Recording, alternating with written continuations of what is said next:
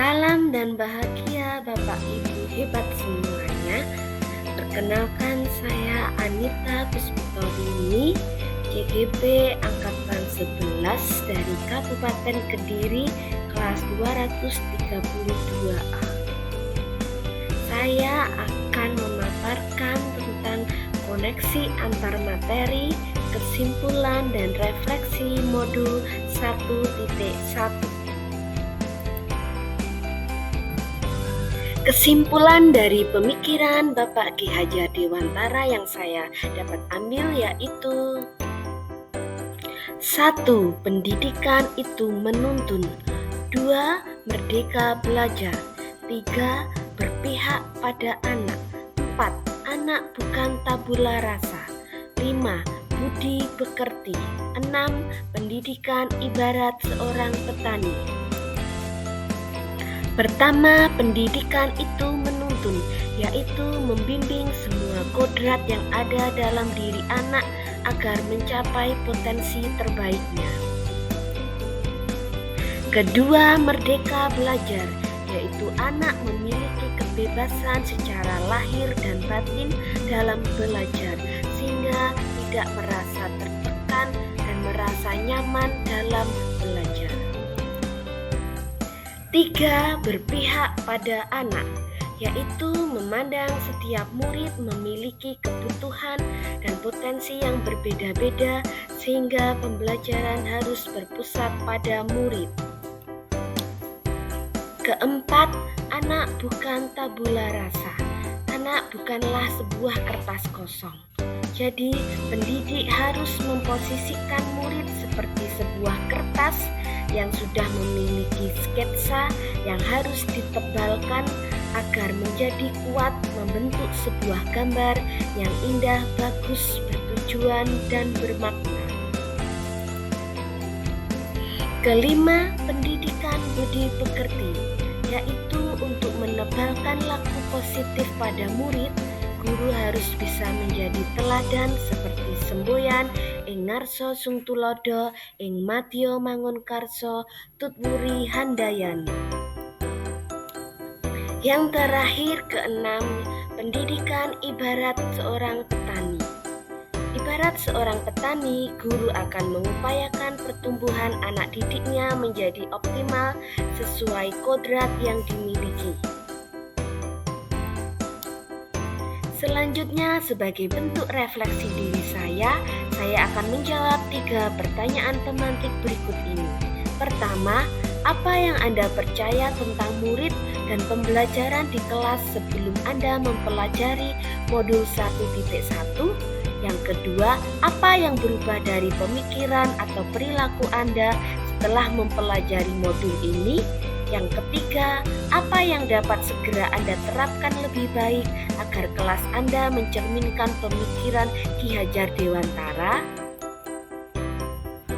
Pertama, sebelum mempelajari modul 1.1, pemahaman dan pembelajaran yang selama ini saya lakukan adalah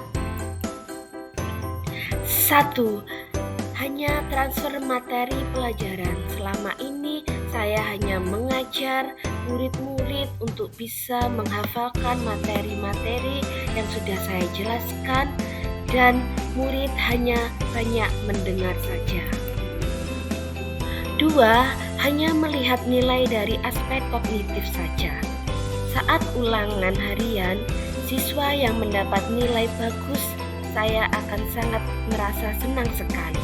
Tetapi jika siswa mendapat nilai yang jelek dan di bawah KKM, tidak jarang saya akan memarahi mereka.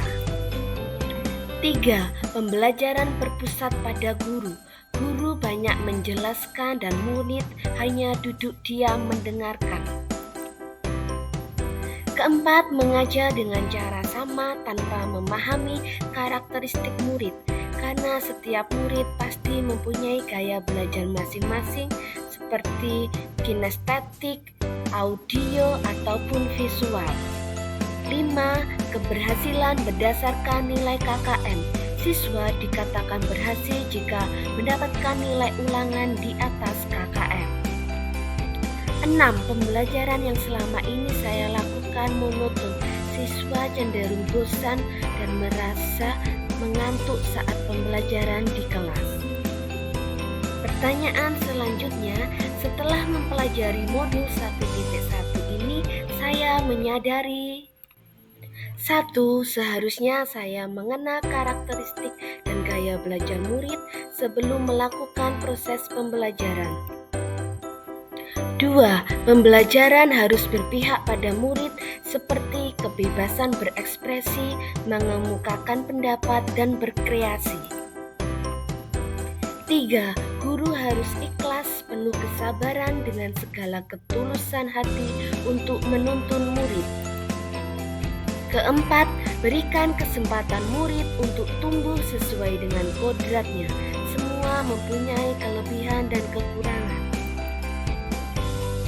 Pertanyaan yang terakhir yaitu, yang dapat segera saya terapkan lebih baik agar kelas saya mencerminkan pemikiran Ki Hajar Dewantara, yaitu pertama, di awal pembelajaran saya akan mengidentifikasi karakteristik siswa, latar belakang, kebiasaan, minat bakat, serta melibatkan siswa dalam menentukan cara belajar mereka.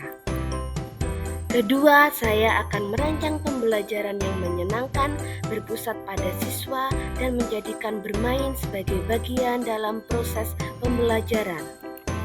Ketiga, memberikan kebebasan bagi siswa dalam menyelesaikan tugas sesuai minat, bakat, dan kreativitas mereka.